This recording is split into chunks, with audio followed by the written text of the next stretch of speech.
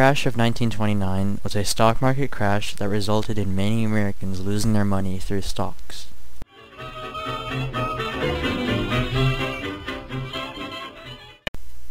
In 1926, the stock market started to increase in value, but what goes up must come down, and the stocks would have caused a chain reaction and gone back down again, but this wasn't apparent to the people.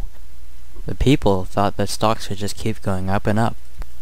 This idea was emphasized as John Jacob Raskob, a wealthy industrialist and advertiser to ex-Governor Alfred E. Smith, was quoted as saying how easy it was for everyone in America to become rich.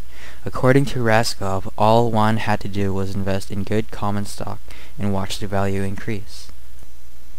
Unfortunately, that was only an illusion, and in September 1929, it was finally becoming apparent to Americans that the stock market would go down as the numbers began to decrease in value. Now, let's see what would happen if Troy invested $100 in 1926.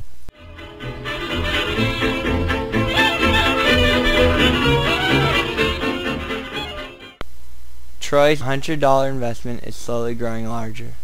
In about 2 years, the investment has grown 50%.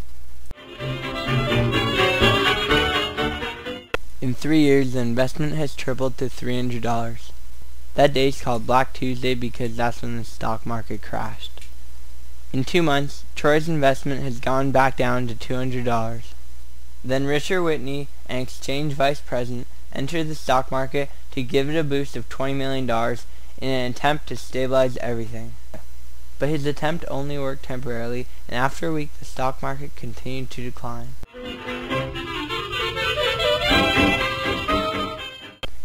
My investment has gone from 100 to 300 to 50 in just 6 years.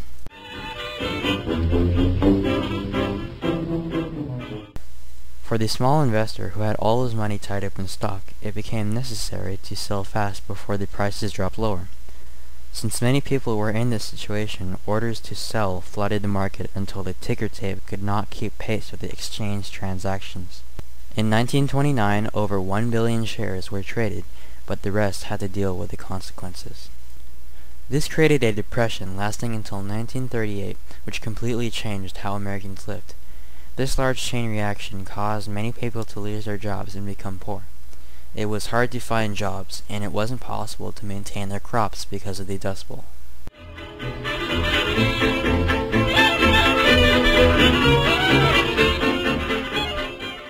In the spring of 1932, farmers of the Great Plains were offered no relief.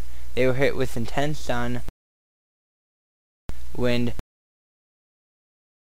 drought, more sun, then gales, which are strong winds.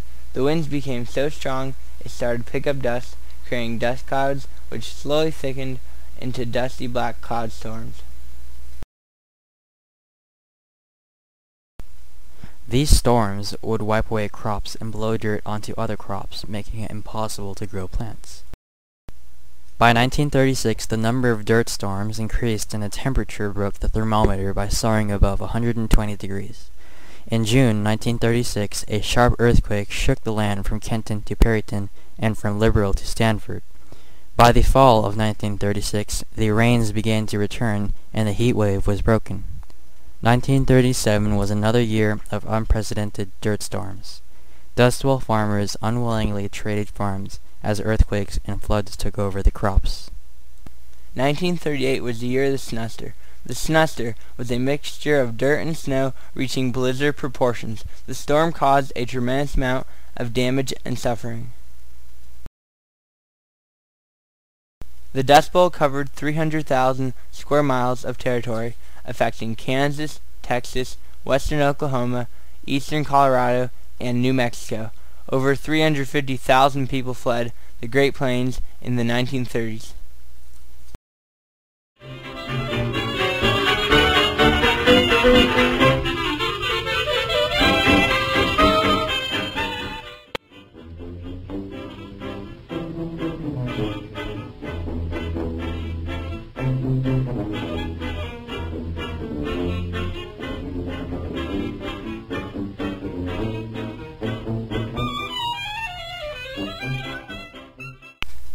The crash in the Dust Bowl financially hit people so hard they couldn't even afford the newspaper. Another way this relates to the book is like when Scout said kids her age only wear shoes to special occasions. These things show you how poor people were as a result of the crash of 1929 and the Dust Bowl.